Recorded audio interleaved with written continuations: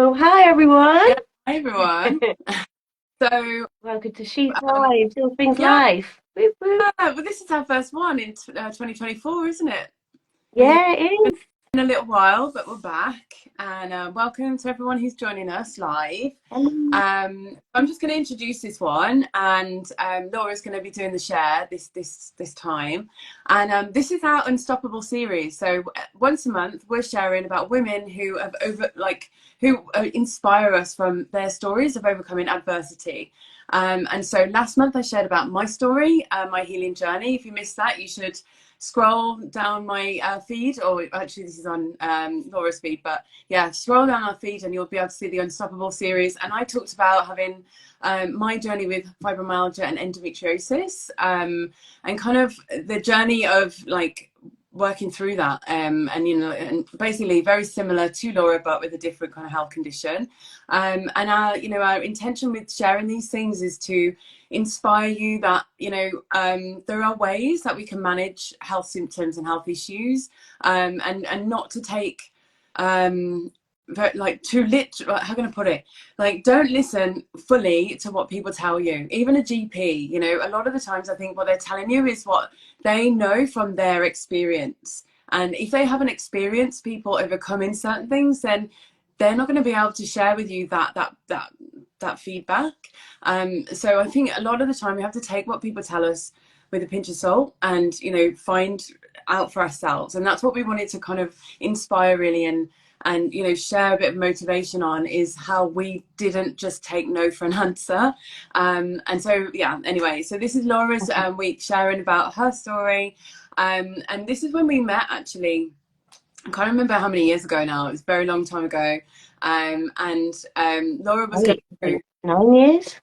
9 years. Yeah, it's amazing really how quickly that's gone. But the transformation I've seen you go through is just phenomenal, and like it's really inspired me. And I've shared about your story.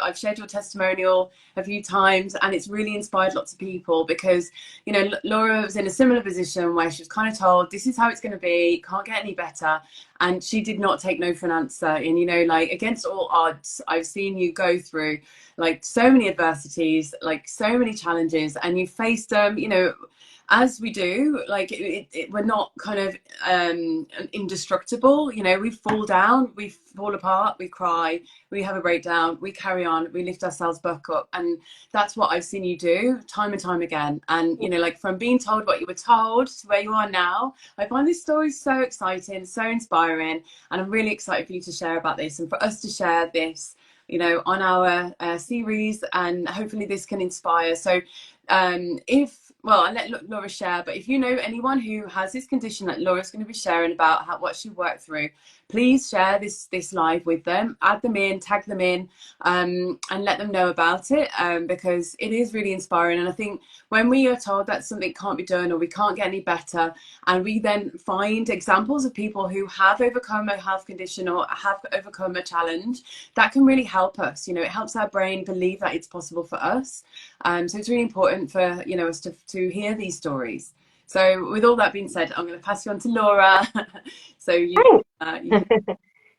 All right. So hi everyone. So a lot of people won't really know that much about me. I didn't get into the fitness industry until 2016. So I just wanted to give you a quick sort of overview on some of the things which happened to me and which I've still have the repercussions of now. So the first thing was November 2013 when I had pneumonia, and then it was misdiagnosed as bronchitis. Obviously, it got worse and worse, and I broke ribs from coughing, and due to coughing so much and being so poorly, um, it it hardened some of my heart. So ever since then, I suffer with heart palpitations, which I still have today, and I don't think I'll ever be able to get. The only way I can get rid of them is by having part of my heart frozen to stop the misfiring, which I don't really want to do yet. So no caffeine for me, and I have to try and keep not do too much strenuous like exercise to get my heart rate up and not kind of do things which are plyo, so no box jumps. That's fine. Hate them anyway. Um, so yeah, that's kind of one of the first things that floored me massively. It was the first time in my life where I was really, really poorly, and honestly thought I was going to die because I was that poorly. Um, but then I was well for a week, and then this weird thing happened 2 days before Christmas in December 2013. Had this, well, what they think is a virus that went into my ear, killed my inner ear hairs that don't regenerate, and killed my ear. So ever since then, I've been deaf in that ear, and there's no cure for it. There's nothing they can do because it's the only part of the body that doesn't regenerate. Um, and so, also for that, obviously, what I still suffer with today is like the deafness on that side. So I can't have a hearing aid. It's dead, and that's fine. I've come to terms with that. I guess the times where I find where I really feel it is when I've got a cold. I've had a cold last week, and my good ear blocked, and then I was like, oh no, I could hardly hear. The pressure in my head was just insane. So yeah, that was pretty hard for me because at the time I was a drum and bass DJ. I really liked going and playing out. My scene was like the rave scene, and I couldn't do that anymore because I lost the hearing in that ear. But I kind of came to terms with that. I grieved like you do.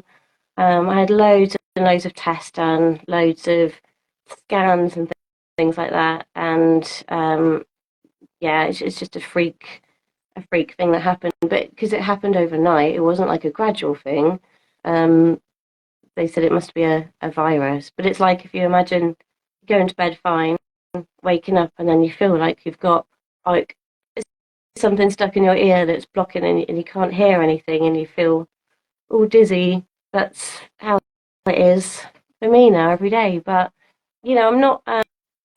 Throughout all this stuff, I'm going to say I'm not a victim. I don't feel a victim. I don't want anyone to sort of feel like sorry for me or anything like that. All these things that have happened have, I believe, for a purpose, and so they put me on the path that I'm on.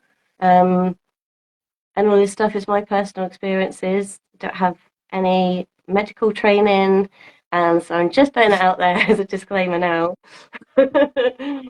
um, yeah, so those two things were pretty crappy, and the third one was I was on the pill from the age 16 to 30, wherever I was, 35, 36.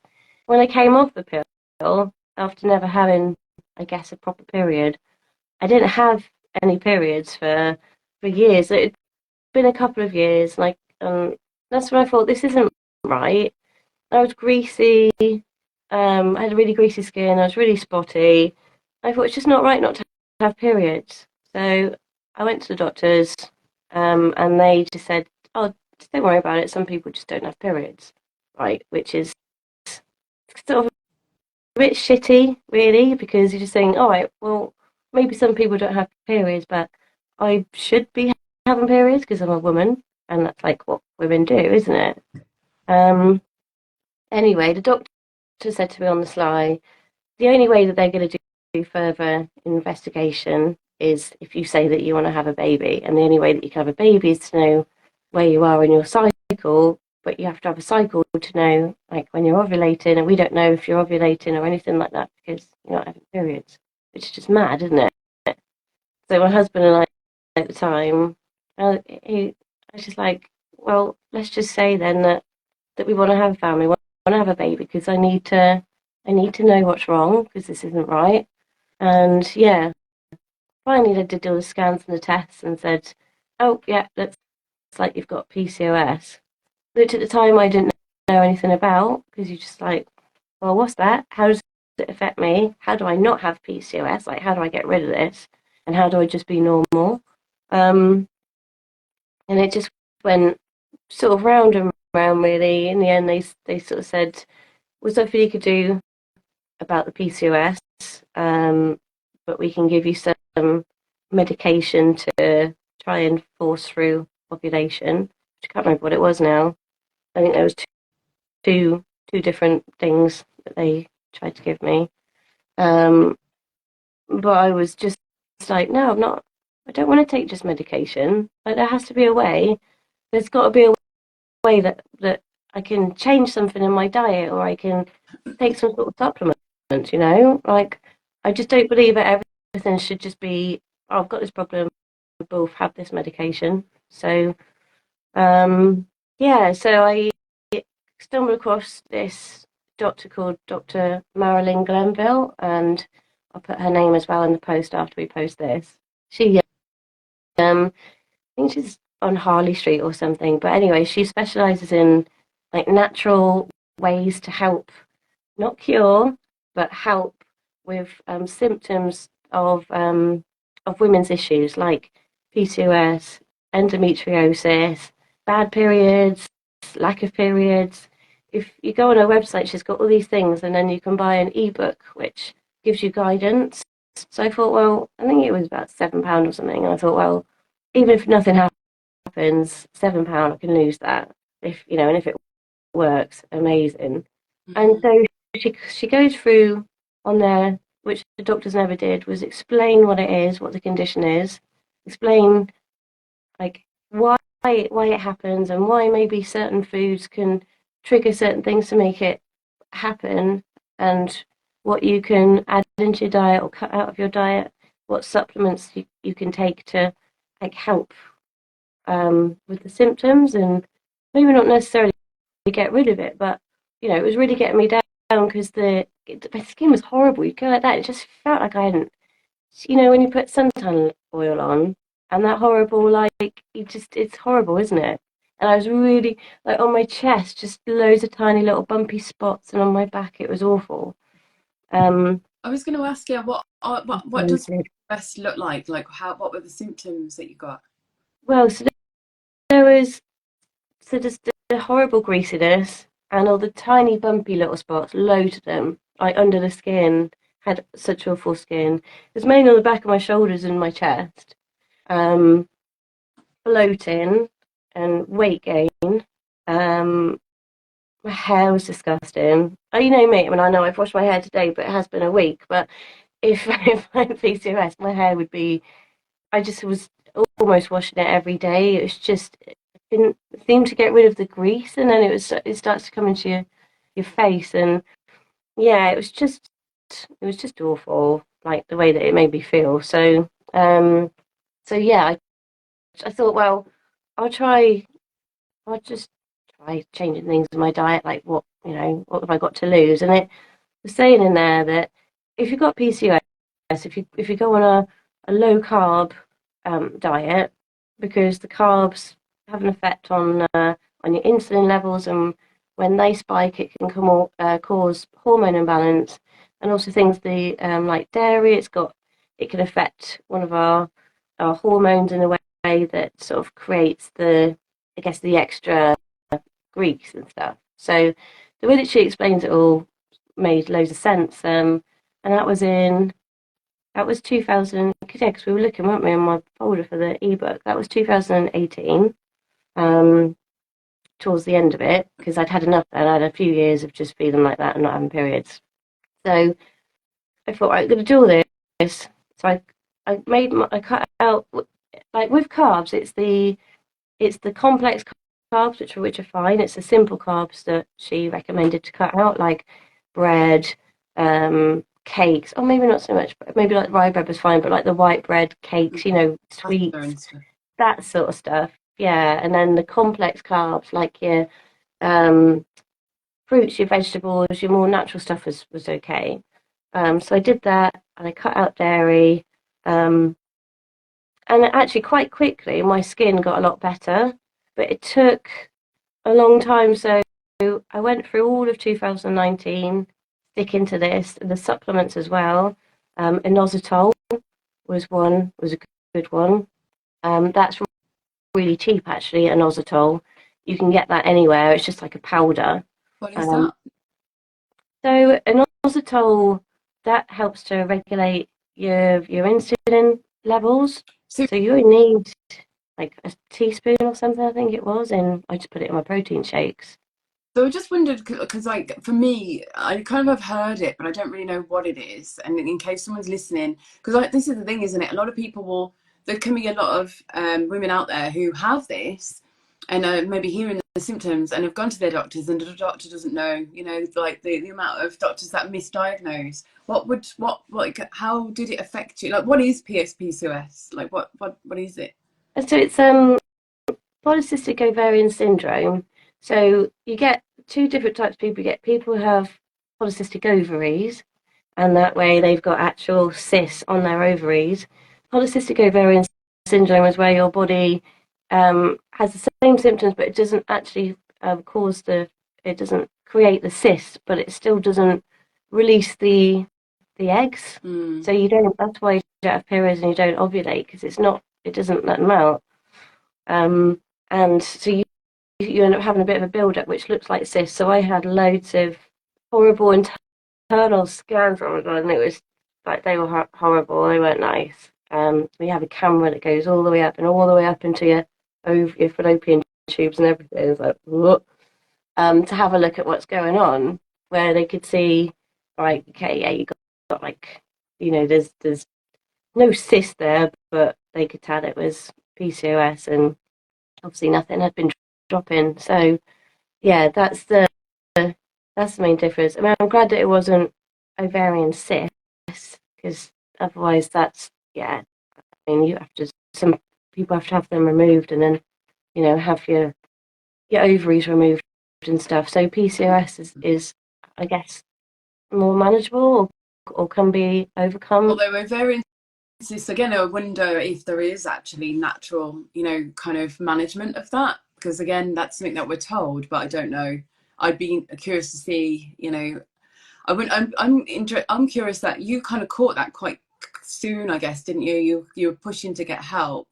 Yeah, And obviously went that route, which is interesting because when I had the endometriosis, I had a GP tell me the same thing. It was looking to be like 2 or 3 years waiting to see a specialist, a gynecologist. But they said if you were to be looking to, having a child, we could do the fertility route, and then you would, get the help that way. And the fertility route took 3 months. yeah, Someone got in touch, and then it was about 2.5 years that I actually got a gynecology appointment, and so I got my answers, the fertility route quicker. And it sounds like the same thing happened to you. yeah. And I think because of the age that I think I was 36. I think I was 36. And me and my partner I think we were married by then, but so I had age against me.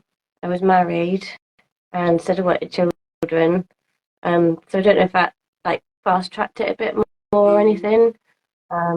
But it was pretty quick actually. The NHS were really good about it because they got me in um for a scan like I think it was literally that week. Through the fertility department. Yeah, yeah, yeah. When you first went there, like did you get offered anything other than the fertility route? No, no. No If I hadn't have gynecology. said, yeah, if I hadn't gone down the fertility route, nothing would have happened. And so what Like nothing. so you were talking about your skin and things, but then was there other ways that impacted your health and your life? Well, it's just I just felt like such a failure because I didn't feel like a woman because I wasn't having periods, and even though at the time I didn't want children, I didn't want that choice to be taken away from me either. So It would affect that. yeah, but that's yeah.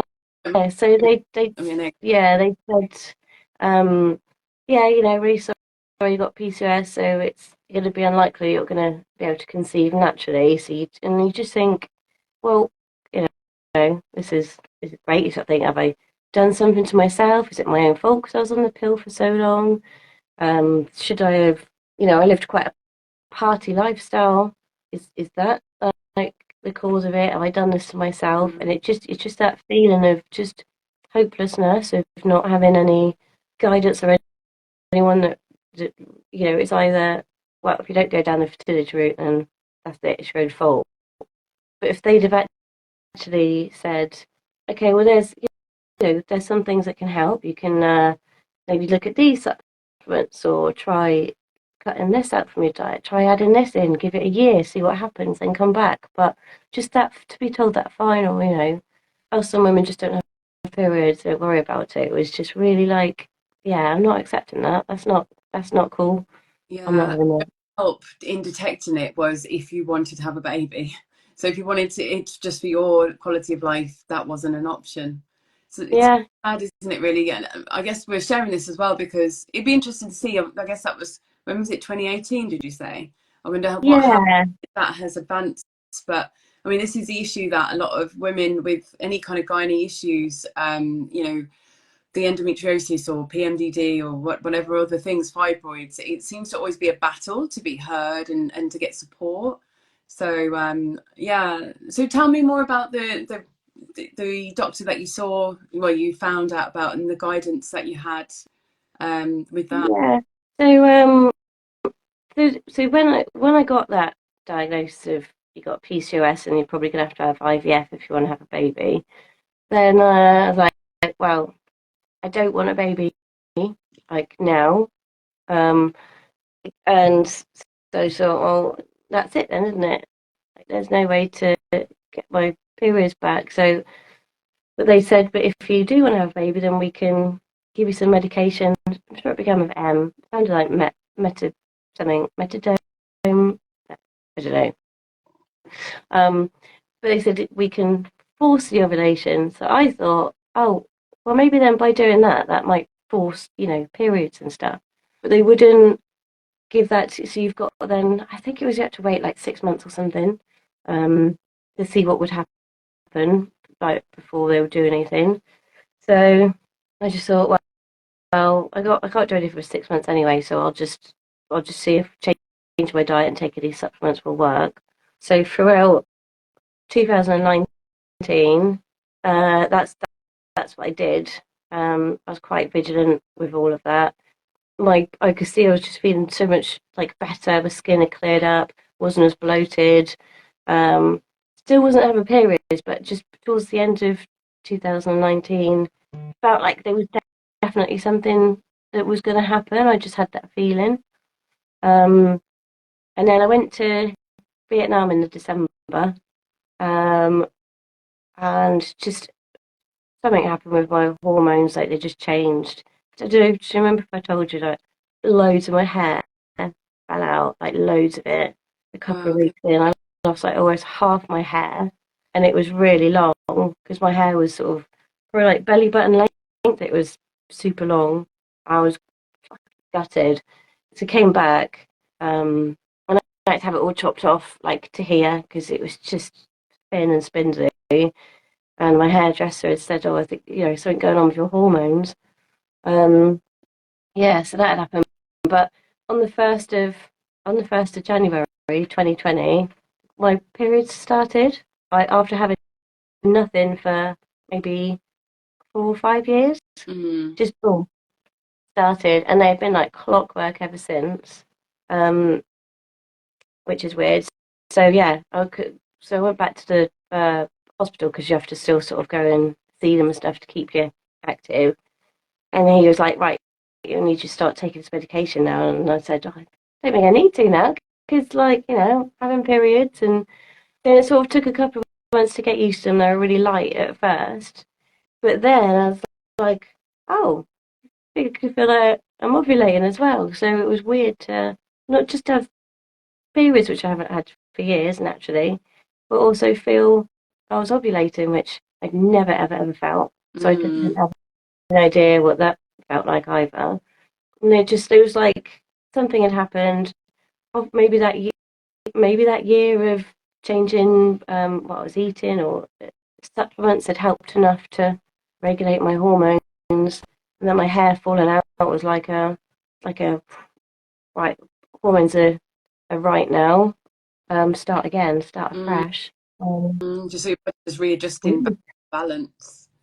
Yeah, but it's just really weird. I just remember being at my friend's house on that New Year's Day, um, and I was like, oh, I feel like I might have started my period. And then, yeah, I had like it's a good fresh start. I mean, it was a weird year, wasn't it, 2020? So, but yeah, to have that as just a fresh start, and everything that happened in that year was kind of bonkers. Well, that Anyway, must be um, powerful as well, very empowering because you were told that it wasn't going to happen unless you had this medication. But then, you've yeah, kind of stuck at this. I mean, for me, it's a no-brainer. Like whatever's coming out of our pores, it's what's going in that is coming out. There's something that's gone in that needs to be changed because the body is trying to expel it out. It's the main um, process of elimination is through the skin. So the fact that it was something was coming through your skin, yeah, like it feels to me yeah, like a no-brainer to look at the nutrition, diet, like eliminate some things, bring in some things, and bring in the balance. But sadly, our medical system, they're not trained in this area. So I get it as well. They're doing the best they can with the resources they have, yeah, and the time that they have, and it's just so minuscule. They can't do half of the things. So I think this is the point as well, isn't it? We have to take flies in the room. We have to take responsibility for us that I'm going to end up eating one. We're going to take responsibility for our own health because I think for a long time, the model or the way of living was, I've got a problem, go to the doctors, do what they say. Like that was the industrial times mindset or whatever. But like that isn't the right way to do it. We should be taking control of our own health and responsibility of our own health. And I think we are the generation that are really kind of doing that now. And it's so good. I'm so glad that you did that, and you thought outside the box rather than just following what someone's saying, especially with women's health as well. Like it's just so dismissed. Oh, it's just a period, it's just a painful period, or yeah, you've got a period, you should be grateful. Like some people don't have it, and it's like it's an important part of a woman's you know bio, our anatomy. They reckon it's one of the, it should be considered as one of the vital signs of life. For women, it's one of our vital signs, just as important as our heart rate is. If that's absent, something is not right. yeah, Like we need to look at. So I'm glad that you looked further and you got more answers. And then I feel like as well, there's more to it as well, isn't there? Like what you were told that you couldn't have children and stuff, and you went yeah.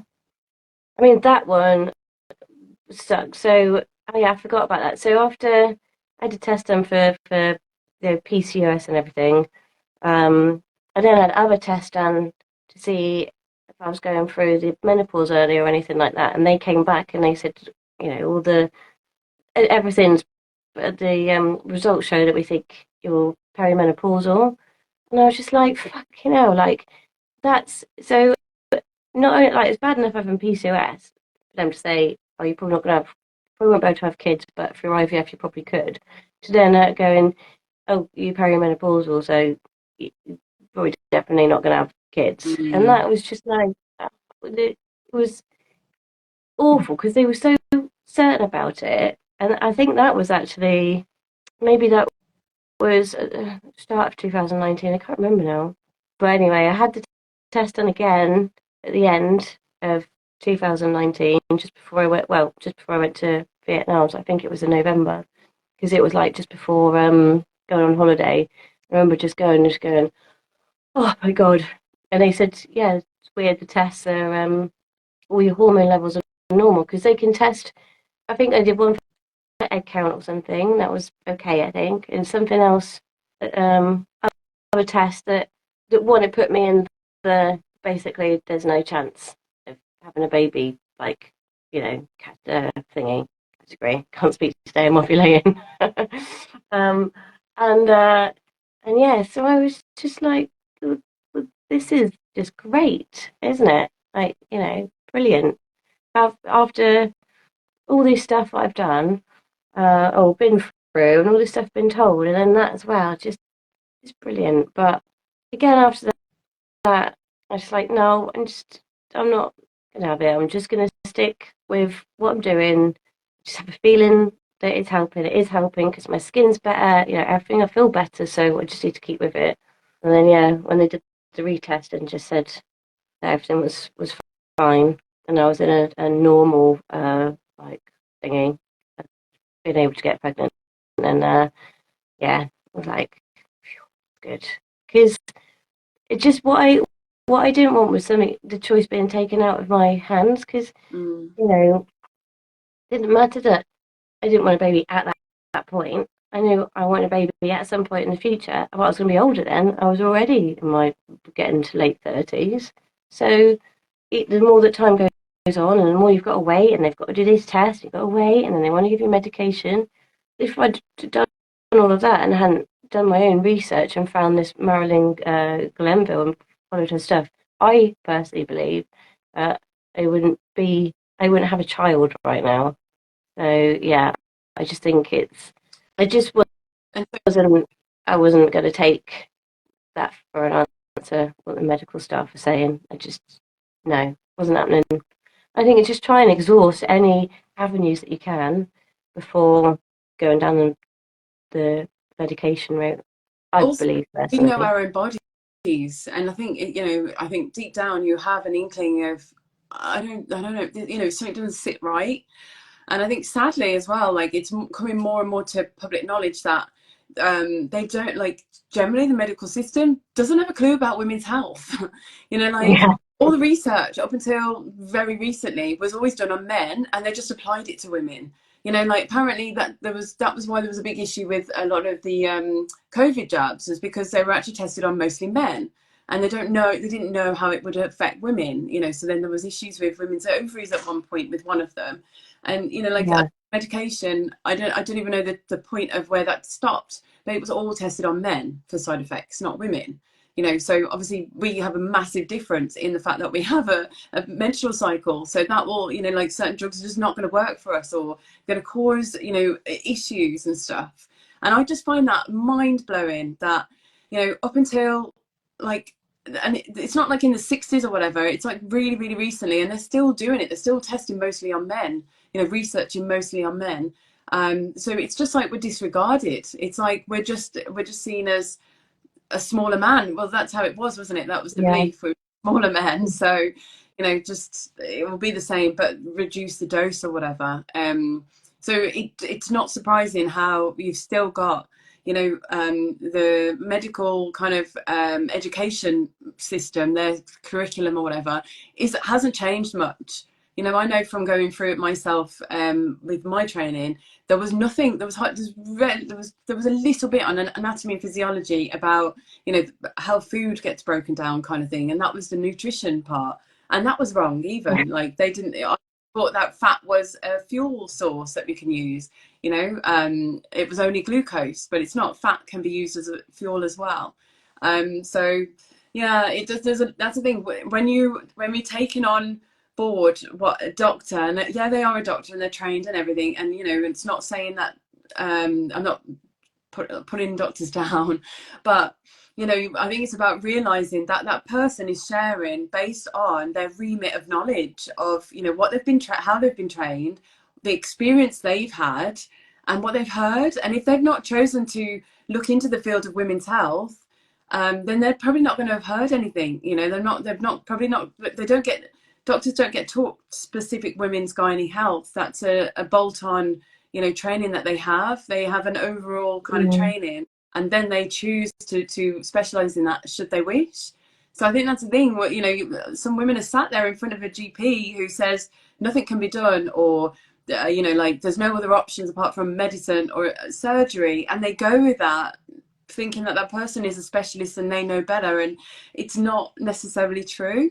So I yeah, think it's really important to share these stories, because yeah, like it's great to hear that you didn't just take that on board and you found your own way, and actually it meant that you were in a position that you could actually have a child in the time that you could have children, rather than going through their loophole of going here and there and waiting and this and that, like messing your body up with more drugs as well. Because it sounds like um, yeah, this is an interesting bit of research as well. The effect of taking a contraceptive pill, which a lot of us as women, young girls used to be given for bad periods, or I was given it because I had heavy periods and pain, which actually now I realise it was endometriosis. I was given contraceptive pill that then created a whole range of imbalances in my hormones. So yeah, it's interesting how it was yeah, a drug that they gave at the beginning to you that caused the problems or definitely contributed to it, and now they're trying to give you drugs to, you know, reverse it, and then fertility drugs to then give you the thing that you needed, you know, like it's just crazy. What Yeah, that gets. and the weird thing though is that I think I saw two doctors. The first one was the woman, not the woman, a woman doctor who was the one that was like, oh, some women just don't have periods, so just, you know, don't worry about it. But it was the guy, the man doctor, who actually said, you know, want to investigate further, but the only way we could do that is to go through down the fertility route. So you need to say that you want a baby. So that's interesting because I thought, surely as a woman doctor, you should be saying, because I was saying to her, but don't you agree this isn't normal? Mm, Then I just felt mm, gone away going, wow, I've just been completely shunned, you know, like just discarded, like I don't matter, like my feelings don't matter, like my why I want to have a period to be normal doesn't matter. Just weird. It's yeah. just like some of them just robots. And that's the thing, it's not necessarily based on gender, you know, like, yeah, I know that's another thing. Just because your GP is a woman, don't, again, like, just take on board everything that they say, because unfortunately their opinions do kind of filter things. And it, you know, that like, Mm, some of the, I guess some of them, you know, I guess they see their job as just troubleshooting where there are real problems, you know, like, is this affecting the quality of your life? As in, mm, like, are you going to get really ill? Like, I don't know. I think it's interesting. I don't know. It's curious to think of how they judge these things. I think that's some doctors just unfortunately are not there wanting to kind of improve the quality of life of their patients in you know whatever way they can. Um, yeah. and then you see like the Eastern model of, you know, medicine and health, and actually their intention is to keep their patients healthy. Like the traditional Chinese model is all about like your energy. If your energy is imbalanced, like dealing with the energy imbalance rather than wait until down the line that energy imbalance then becomes like a physical, you know, issue.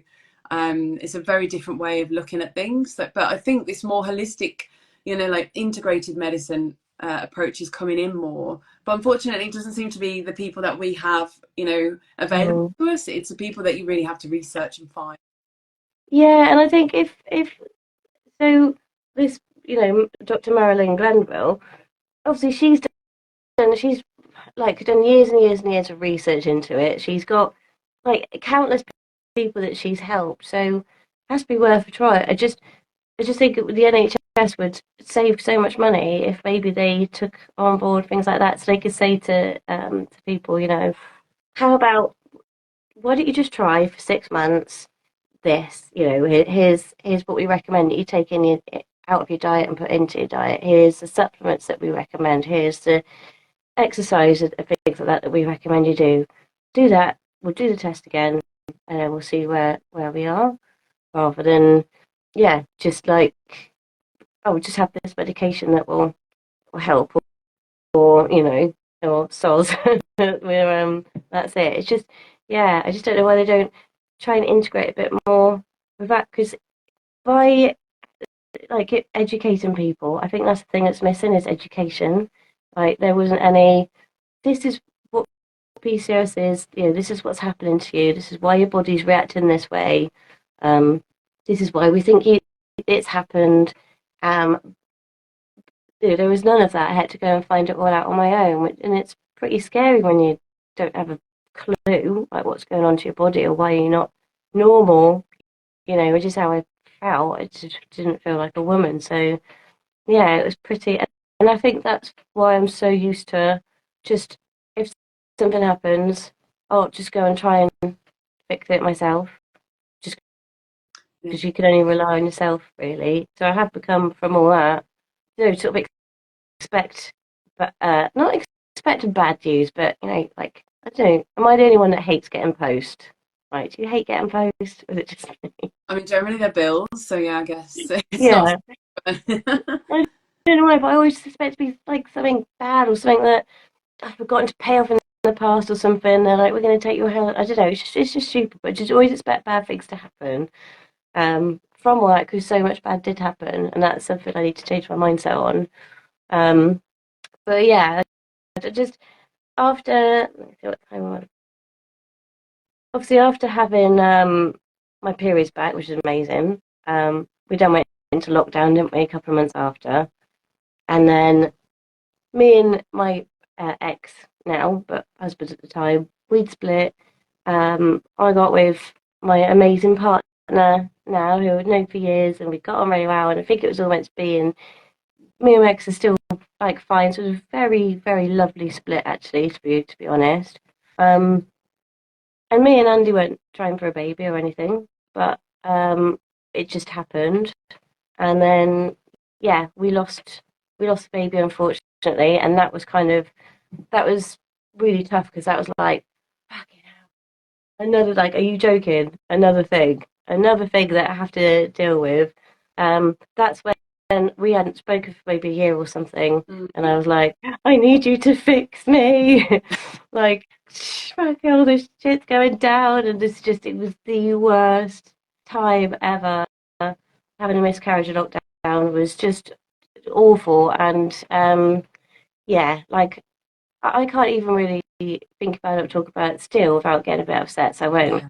But I think the point is that you sort of, when all these bad things happen, it's just you can only control your response to them rather than like how they can affect you in your life. Like I could have gone down that. That's why I said at the beginning, yeah, I'm not a victim. I don't see myself as a victim in any of this stuff. Um, but I see myself as a survivor, and they're two very different things.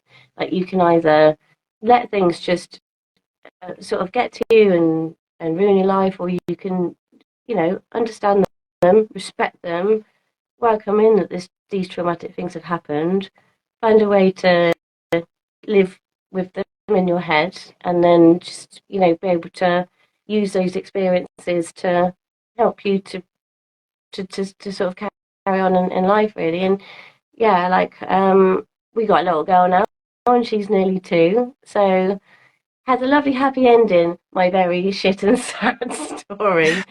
Um, Oh, if anyone out there, hopefully, if anything, then what I've spoke about, the things the sort of traumatic things that I've had to endure will help you to not feel so bad about yourselves. but not only that though, but I guess if someone is in that position where they realize that something's wrong, they haven't got periods, and I know I've heard many women say about this, and it kind of is just almost seen as like, well, that's great. Like, why are you complaining about it? Yeah, Hey, no issues. And it's like, well, yeah, but it's kind of like how a body should function. That's like saying yeah, my heart stopped beating, but it's okay. yeah, I mean, it's not that life and death, but it's a function that needs to be there for whatever reason. Like having estrogen, having progesterone has lots of other benefits to the body, like that we need as women. But yeah, anyway, like I think if someone is going through that and they're listening to this and hearing your story, it can give them the kind of get like that kind of feeling of like, you know what, I'm gonna overcome this. I'm gonna do this. If this person can, I can. And if we can have like a few pieces of evidence of people who have overcome something, there's something in our psyche then, in our subconscious, that shifts and is willing to do that, and will make that happen. And I think that's really important. And even that part of your story, about having the miscarriage, that's so difficult. And like the kind of what and I wonder if that may have been because of like the PCOS. Like your body was just kind of getting into that routine of having the periods and all the mm, rest of it. There needs to be more support for women going through these things. There needs to be more education, more information out there as to, okay, so you've got this problem or this thing going on, but it's not the end of the world. You can get better. Your body can get better.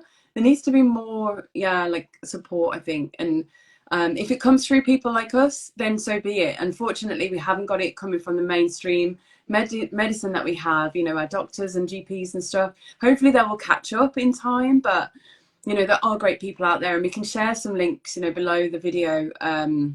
You said about the doctor that you were following. There's an amazing woman called Maisie Hill. She wrote a book called Period Power. She's really oh great. yeah, send that link. And then there's another one. I've got her book on my bookcase. Laura Bryden. She's got one called the Period Repair Manual. I have that on my bookcase because I need that. But yeah, like we can share some bits to help people. I just wondered, like, if there was anything that you would share if there was someone who's watching this who has or thinks they may have it or has got it and is going through having the PCOS. If there's any advice or guidance that you'd want to share. Um, I think it's just mainly don't give up any hope that that you can overcome it. Now, what happened to me and the way and the things that I did that I don't have it anymore. But I'm not saying like I cured it or there's I've healed it. So it might not everyone may have the same experience as me, but it was just my experience and the things that I did. But I mean, I don't have it anymore. So, I mean, it's sort of black or white, isn't it? I did have it and now I don't. And I do believe that that's down to the way that I changed my diet, did my, exercise and took my supplements. And that's because of the advice that I followed. And I was part of a PCOS, what do you call them, like the support groups that you get on Facebook, That was pretty good as well, actually. Because I was worried that, some support groups can be like what we were talking about the other day, very negative, like aggressive, positive. I don't know if that's the thing, but like they're all, oh, well, woe is me. This is really crap. We've all got this thing. Yeah. But actually, this group was very much like, oh, and that's where I heard about Marilyn Glenville. Someone in there was like, oh, check out this doctor. Um, I'm managing mine, following her advice. Blah blah blah. So it was very much like a sharing and try this, try that, not kind of oh yeah, well we're fucked, you know. So it was really nice to that helped a lot actually because I didn't feel alone. Because Yeah. even though there's loads of women who've got conditions like PCOS and endometriosis, you still feel alone. And if you don't know like who you could go to that's going to give you some advice that's actually going to help rather than like weird advice. Yeah. Yeah, I would just say just like it could come to people who have had it and then who have overcome it if you know like that or like you can always just contact me. We're going to do a PCOS session next Friday, aren't we, with more in depth, so I'm going to actually share in there and show you the information from the ebook that I bought, so that you can see what on there would say the supplements that you should be taking and things like that. And it's just got loads in there. And I just found that to be so helpful. Literally, it's like the manual for me. If you got that's my go to. If you got PCOS, then that's just something that will really help you. So yeah, I That's think Friday. yeah. And if you do really if you've tried all that, I think you have to give it time as well. Like I Mm. gave it a year. You do have to be patient, give it time. I even like I forgot about this. I wouldn't even use normal deodorant. I'd use that called bio something. Hasn't got the aluminium stuff in it, like the Yeah. roll on. It's really crappy. It didn't really work I, that well, but I yeah. even bought that. But yeah, I don't use the ones with aluminium and any of the additives in it now Yeah. because of the breast lump. And I think this is the thing, it's not just about the food that we're taking in. When you've got anything that's like a hormone imbalance, which will cover all gynae, health conditions, it's about realizing what you're absorbing through the skin, like anything, like metal, like having heavy metals coming in or, like storing your food in plastic containers. I know there's like advice about that as well because that can seep into the food and that can mess up our hormonal balance. So yeah, there's all those things that you got to think about, like as well as the food. Yeah, like I went out and bought a load of glass containers and just followed everything to the And T that was in the book. look at the amazing transformation that has made. That you had a prognosis of like you're just one of those women that don't have periods, and therefore you're not ovulating, so you're not going to have children. That was like what you were told at that one point, and now you have got your periods, you're back on the wagon of getting the pain every Yay! day. um, and then you've got your lovely amazing daughter out, like by going against all odds and really finding your own way and finding answers for yourself. And I think that's the important thing. And it's not saying, I know that I know someone, a client who recently went on Dragon's Den and promoted something that she said helped her with ME, and there was a massive uproar about it. And people are saying it's incurable. I don't like that word cure anyway. For me, that's related to Jesus and the miracles he did. Like it's a word and a label, but really our body can heal. Our body has a healing capacity, and like you said, I think the most parts of our body, most of our organs and tissues can regenerate. It's just the inner ear that they're not able to kind of help stimulate regeneration yet. But I still think that can be something in the future. But I think, our body has the potential to heal from lots of things, but we have to give it all the ingredients that it needs to heal. And that's what you did. And and it's not about being like, oh, I can't be bothered with this. It's like, I'm going to do this until the results that I need come out of it. And my body, that's the thing, for our body to heal over something that's quite, a kind of a big issue. Like it needs time, and we can't put a label on the time, I guess. So well Yeah, done for having that patience and sticking at it, and going by your intuition rather than what a doctor told you. I think that's really, really inspiring. So thank you. oh, thanks. Yeah, I still don't really have dairy, so that's one thing I still don't have. Um, and carbs, I still stick to the complex carbs. So I loosely still follow the sort of nutrition guide. But I don't go low carb. I still, my carbs are quite high because I work out a fair bit, and strength training also really helps. But you eat, But yeah, like, I mean, I guess the thing is as well, they say it should come from the earth, the sea, and the sky. Like that's how our food should be. yeah, I pack it with like 20 ingredients on the list. I think that's the thing. If we can shift away from yeah, those, we're going to find a massive difference. So I would say, like, yeah, from seeing what you do and you share, your diet is great, and that's most likely why you've kept symptoms away.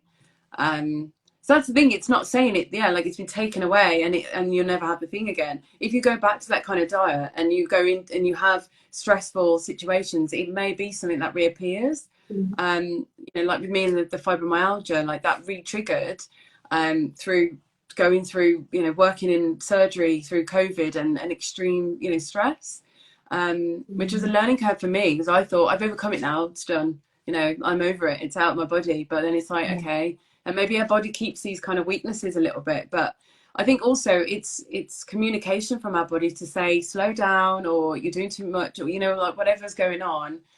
Like it's something to be curious about as well. Like maybe it's actually trying to help us by doing these things.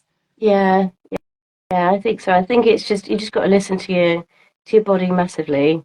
Um, and yeah, I think that's just what I've done, and just learn to just be mindful. And any changes now, I'm like, oh no, I'm a day late for a period. Oh God, what if it's happened again? But no, yeah, I'm happy with And the where knowledge. things are now, and hopefully next week can really help people who've got PCOS and aren't sure where to go or what to do, so we Yeah. can So go through a lot of that. So for anyone who's watching this, we'll kind of write in the comments that, like, share this with anyone that you know who has PCOS, anyone that you know who's struggling with it, or anyone that you think that may, benefit from hearing this. Like, share the link, but then also tag them and let them know about the next one next week. And so yeah, 12 o'clock next week we'll be back. And thank you for those who joined us, and we'll be seeing you soon. Thank you. Thanks, everyone. Bye. Bye. Right, we've got to try and close this now, haven't we? Right, cross at the top. All right, I'll speak to you in a minute.